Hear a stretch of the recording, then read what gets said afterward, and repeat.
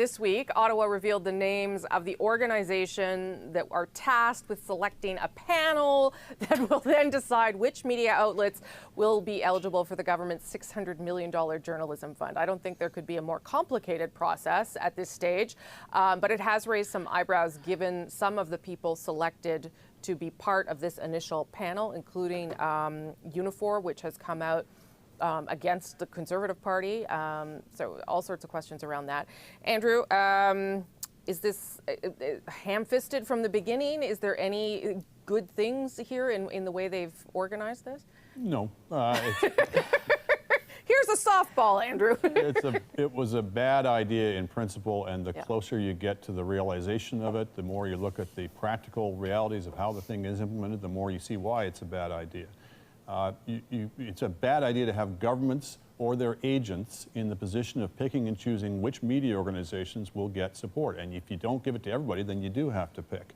So you say, well, then it's not going to be the government's going to pick them, who's going to be? Well, we were told it was going to be sort of a panel of eminent persons. Yes. They never mentioned who was going to be nominating or picking those persons, and now we find out it's every self-interested and politically activist group in the country, you know, the very people you don't want anywhere near the levers of power over the media.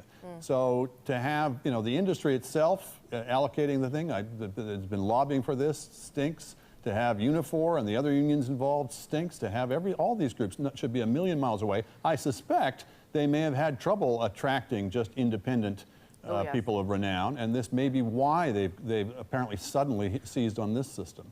It also though leads me to wonder how a news organization that wants to maintain its credibility and neutrality applies for the money and keeps that. I mean, maybe that becomes moot at some point because I don't understand the whole process. But that is the question I have now about have they also tainted the well of money for media organizations that had a legitimate case to make to try and get some of that help?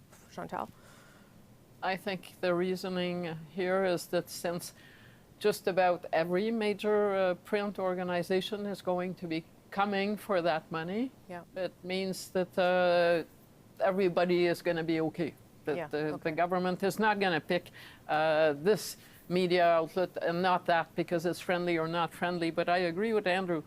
It's a bad idea, and it's being articulated badly. The notion that you create arm's length distance between the government and those who benefit by appointing on the group that makes the rules, an organization like Unifor that is out there saying, and it's okay. But they are out there saying, we are the worst thing, or Andrew Scheer's worst nightmare. Yeah, the resistance. Yeah, right. Yeah. I mean, they did say to David Cochrane, who did the story today, we're gonna like make our choice or our recommendations, and then we don't want anything else to do with it. But they'll still be That's involved. Already too much. Yeah. Althea.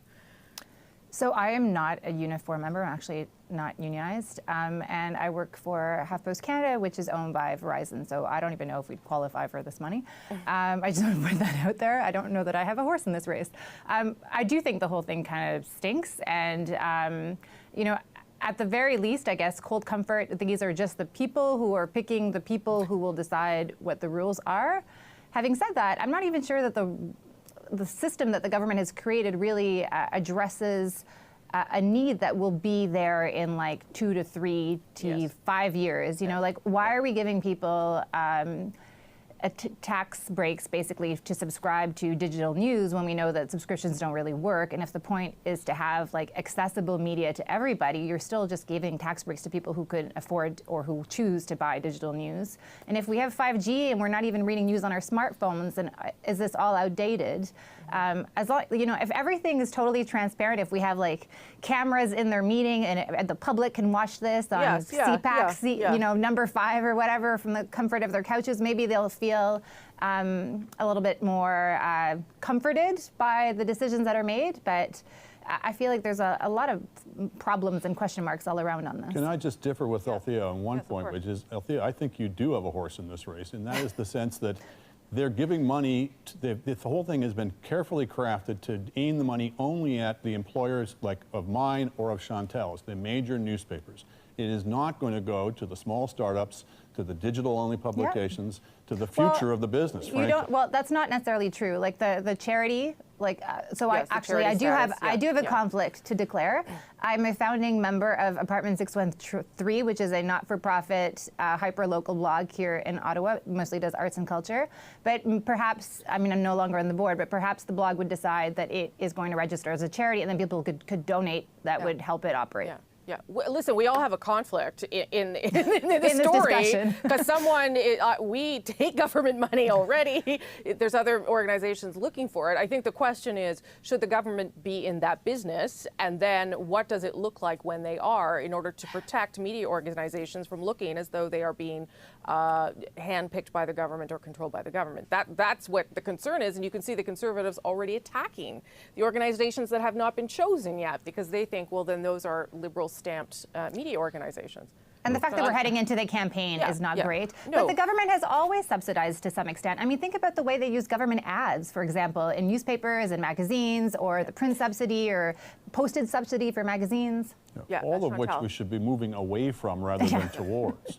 Yes, And the Conservatives dislike it until they get to appoint the people who get to decide. And that That is the slippery slope. Exactly, and it's going to be very interesting to see how strongly the Conservatives oppose this.